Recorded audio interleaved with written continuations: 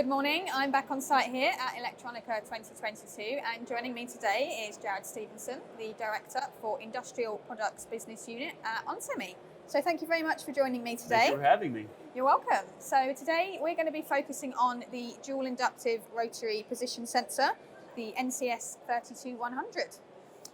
But first of all, can you tell us a little bit about onsemi and what it is the company does? Yeah, sure. So onsemi does a lot of products for industrial, automotive, and cloud power. So we're trying to do intelligent solutions that save energy, Yeah. right, that help the planet for a greener world, better future. We're showing at our booth today silicon carbide solutions that make cars go a lot farther, right? Mm-hmm. Less energy.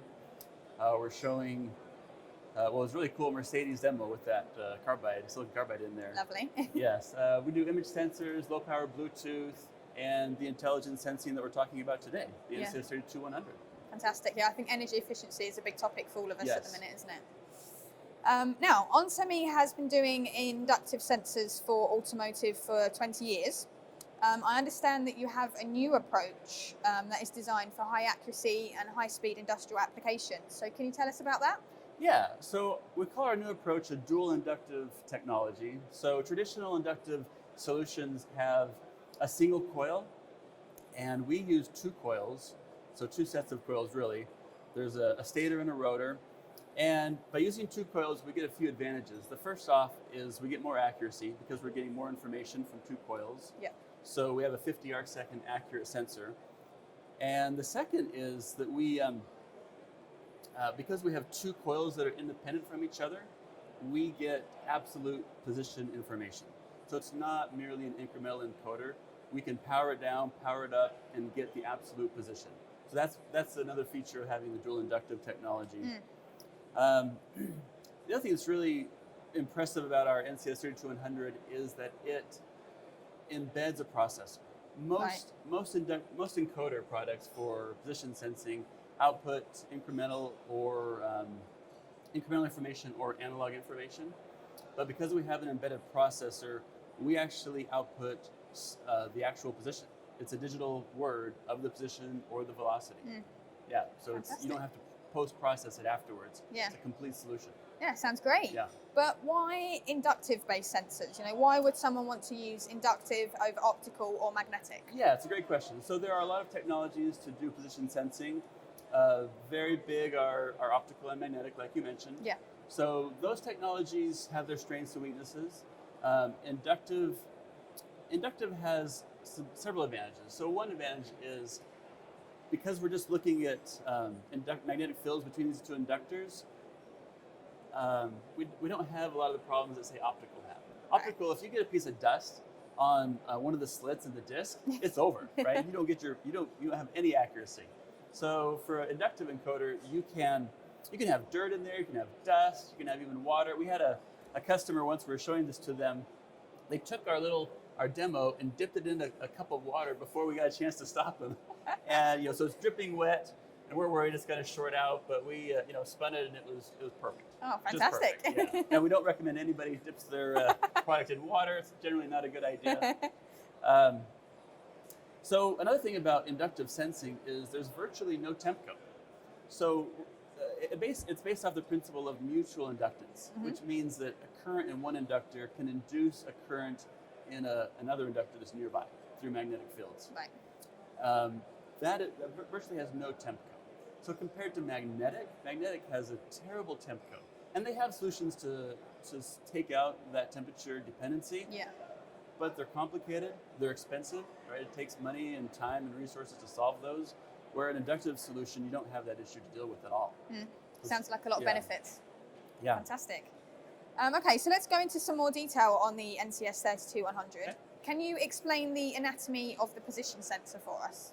Yeah, so the position sensor is built up of a stator and a rotor. So the stator is, the top side has some coils printed on it. It's just a metal printed on a PC board. And then on the bottom side is the circuitry, which is very, very small. Yeah. You only have two active devices and then a few passives, so very low BOM. And then above that, you have a rotor that rotates. And so these coils are printed in a geometric pattern that the induced coil in the rotor changes with the position. Right. So, and then we have a third pickup coil that senses the current in the rotor, and we send that to the chip and do all the processing. Fantastic. So that's the anatomy. And then of course you have mechanical housing, that holds the electronics and the sensors. Of course. And what would you say are its key benefits? So there's a lot of benefits to the solution. Probably the primary benefit is there's no longer a trade-off between accuracy and speed. Right. So we can do 50 arc-second accuracy with a 38 millimeter sensor at 6,000 RPMs, which is very impressive. Yeah. So usually hardly anybody will publish that they get high accuracy at high speed. It's just, it's nearly impossible. And it's very hard to characterize as well. The other benefit is we have like I mentioned, embedded processor. Mm-hmm. So we have default firmware, it's plug and play. It's easy to use, okay? So when we designed this product, we saw the market, we saw how hard it is to implement position sensing, right? There's all this post-processing, analog to digital. Yeah. And we wanted to remove all that for the user so they can take the product, put it in their application, use our reference design, reference firmware, and they're good to go. Yeah. And also that processor and the firmware does all of the calibration. Calibration is one of the another difficult part about position sensing. Often you need a reference encoder, high accurate, expensive reference encoder, and it takes a long time. We've seen calibration times as long as 2 minutes for some of our competitors. So I could spin this by hand, and in 2 seconds, the auto calibration is done. It doesn't need to be a precise speed. You can spin it with your hand. It's something between like 100 and 1,000 RPMs. Just needs to be moving. Fantastic. Yeah. Fantastic. So you've explained some great benefits there, and obviously you've highlighted that the NCS 32100 is higher performance and more reliable position sensor. But it's with a much smaller bill of materials. Yes. So can you explain how you've achieved that?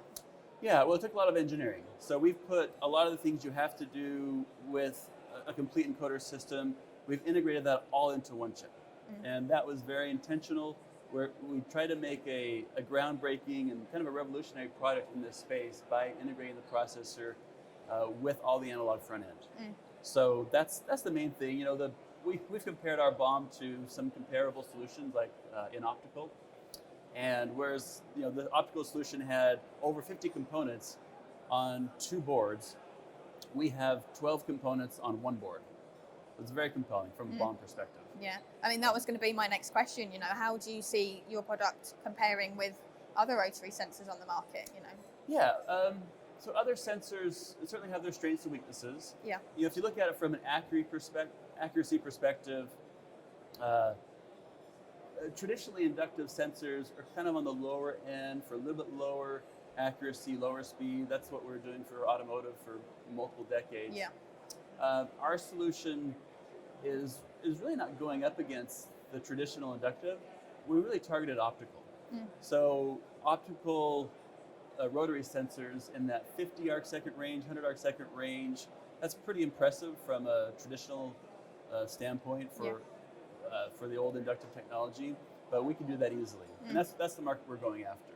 Fantastic. Magnetic solutions are usually lower, a little bit lower resolution. Typically they're measured in degrees, like 0.1, 0.5, 0.2 degrees, which is much worse than the optical or our solution. So walk us through then some of the typical applications that you're expecting to see. Yeah, so anywhere where precise, accurate positions needed to be measured, right? So our first product is a rotary position sensor. The device can be leveraged for linear sensing as well. That's a big benefit.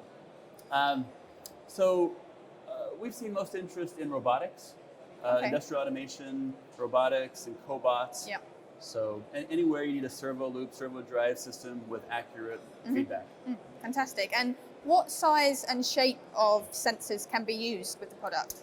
Yeah, it's very flexible. We have a lot of flexibility because we have the processor and flash on the chip. Yeah. And so, we have multiple reference designs, so different shapes and sizes for the sensor. We've got a 28 millimeter, 34 millimeter, 38 millimeter, 60 and 70 millimeter reference sensors. So those can be used just out of the gate. Customers can go grab those and use them as is. But if more customization needs to be made, and sky's the limit basically. So you have to have an opening for the shaft to go through. I think on the 28 millimeter, it's an 8 millimeter opening on the inner diameter. So of course that inner diameter scales as you get the outer diameter bigger and bigger. So it's very flexible, very different sizes and shapes. Well, following on from that point of flexibility then, what are some of the optional features that are available? Yeah, so we've designed a lot of optional features into the device. So one that's pretty cool is an optional latency correction. So anytime a host asks information from a sensor, there's a time it takes to get that information back. Sometimes the device has to go and get information from the sensor, transmit it back through the serial port, and all that takes time. And by the time the host gets that information, well, the sensor is in a different place. And if there's a fairly constant speed on that sensor, you can extrapolate that position, and you can send out what the position will be when the host gets that information. So we've included that as an optional feature, that latency correction. Excellent. So another optional feature is a secondary calibration. We've talked about the primary calibration. We also have a really easy methodology to do a secondary calibration. So if there's any repeatable, like mechanical misalignments that aren't calibrated in the primary, as long as they're repeatable over the 360 degrees, we can store coefficients and calibrate that out. And all of that coefficients and the correction for those residual errors are stored in the device. Excellent. So it's completely self-contained. So what then is the engagement process for customers who want to use the product? So we really see two different engagement models. The first model would be where customers maybe don't have a lot of time, a lot of resources to go and design something custom, right? They want to use something quickly that's proven and it doesn't cost a lot to implement. So in that case, we have reference designs on the sensor side and reference designs on the firmware side. So we have a default firmware that's downloaded in our production line. So it's plug and play. You can take it and use it as is. And the second engagement model is where customers do have more resources. They do want to differentiate their solution. They can have a different sensor size. They can customize the firmware to do whatever specific functions they need, right? Different output protocol, different filtering. A lot of different options there. Again, coming back to the flexibility that you mentioned earlier. So very brilliant. flexible. And finally, what production considerations should customers be aware of? Well, in general, it's very easy in production. The rotor and the sensor need to be aligned, and that's it. There's no secondary alignment that needs to be made. And so in production, you have the rotor we mentioned is only coils printed, so it's just metal, no active components or passive components, just one layer. And the bottom layer, the stator side, has the top side that has the coils, and the bottom side that has the components, and that's it.